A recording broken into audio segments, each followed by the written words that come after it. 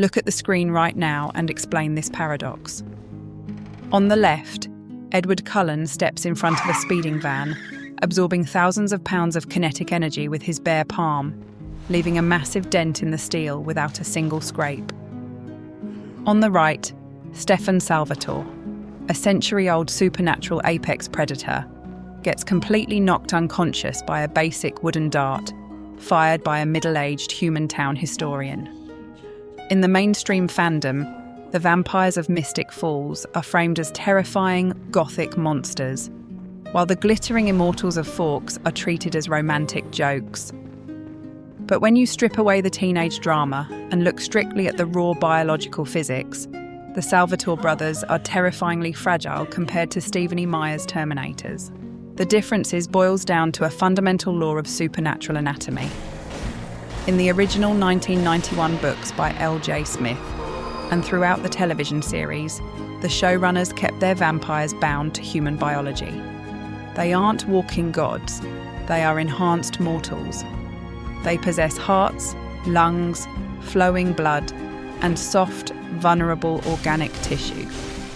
Because they rely on a functioning bloodstream to process their power, they inherit human frailty. You can bypass their speed by poisoning their food supply with vervain. You can stop them from moving by pinning them to a wall with steel rebar. They can be caged by a well-funded human secret society using nothing but standard iron bars. Now contrast that with the pure horror hidden beneath the Twilight lore. Edward Cullen isn't a reanimated corpse holding on to his humanity. He is a literal, calcified statue.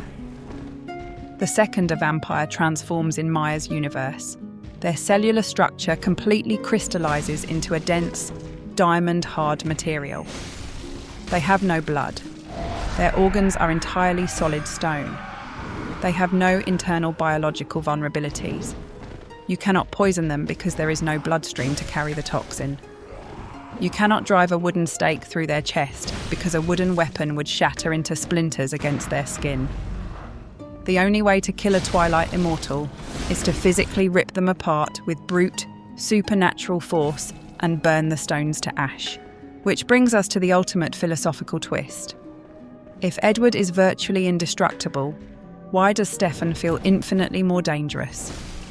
Because Stefan's human body keeps him tied to human malice and uncontrollable, drug-like addiction.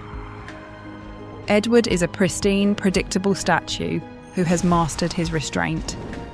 Stefan is a ticking biological time bomb, a ripper who can lose his mind to bloodlust and slaughter an entire village on a whim.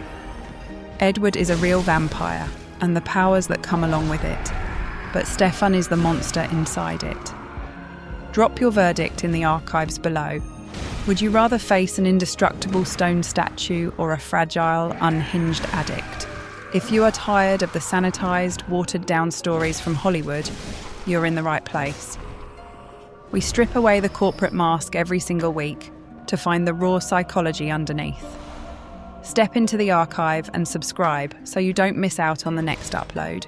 Turn off the lights. Stay for the truth.